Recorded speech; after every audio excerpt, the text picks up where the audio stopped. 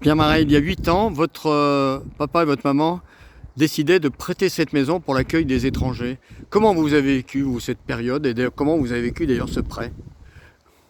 Ce prêt, on l'a vécu on était tout à fait en accord avec ça. Je dis on, c'est mon frère, ma sœur et moi-même, trois enfants de André et Jean-Louis Marais.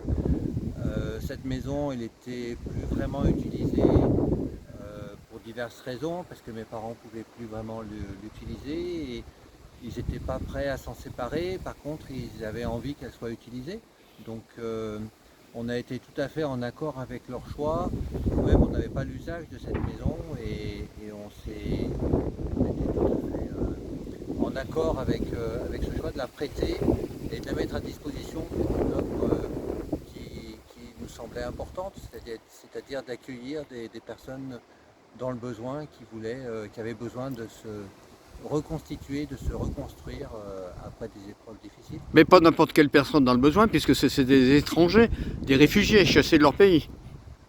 Oui, c'est l'idée d'aider des gens qui ont tout perdu de ce qu'était leur vie et de les aider à atterrir ici. Il est clair qu'ils n'allaient pas faire leur vie ici dans cette maison, mais en tout cas l'idée de se reconstruire et de pouvoir ensuite démarrer dans l'espoir qu'ils pourront s'intégrer et avoir une vie bonne. Voilà. Et mes parents ont trouvé l'association comme étant un interlocuteur sérieux, durable, qui allait prendre soin de ces gens et prendre soin de la maison et au contraire de dégrader la maison, donner une valeur supplémentaire à cette maison. N'oublie pas que tu as été étranger en terre d'Égypte, c'est ce qu'on lit dans les livres du Premier Testament. Pour vous qui êtes de famille protestante, ça vous parle ça?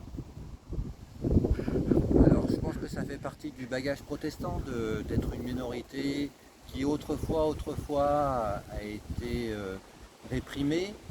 Bon, ceci c'est très loin et on ne peut pas dire que ce soit la vie quotidienne aujourd'hui en France pour les protestants, mais ça fait peut-être partie du bagage, de vivre dans une minorité, mais c'est pas ça le plus important c'est l'humain, c'est l'important d'aider la personne qui est le plus dans le besoin à un instant donné avec les moyens qu'on a. Ça ne veut pas dire qu'on fait tout tous les jours, 24 heures sur 24, ce type d'action-là, mais ça veut dire qu'on est sensible à ça. Ultime question, ce matin vous avez participé à un temps de relecture de ces 8 années d'action, d'accueil de familles syriennes et irakiennes. Vous, avec le recul, quand vous regardez dans le rétroviseur, vous jugez comment ce parcours?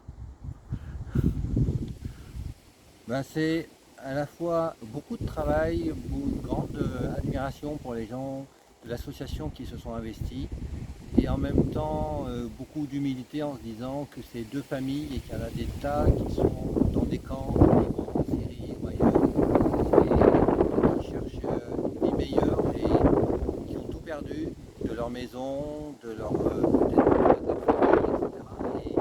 Et qui cherchent un avenir meilleur. Et il y a beaucoup de travail de ce côté-là. Donc ce mélange, c'est à la fois beaucoup de travail de fait et admiratif.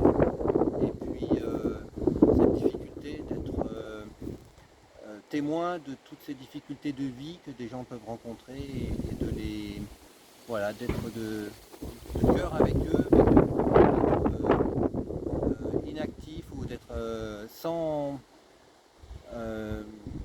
solution pour tout ce monde-là.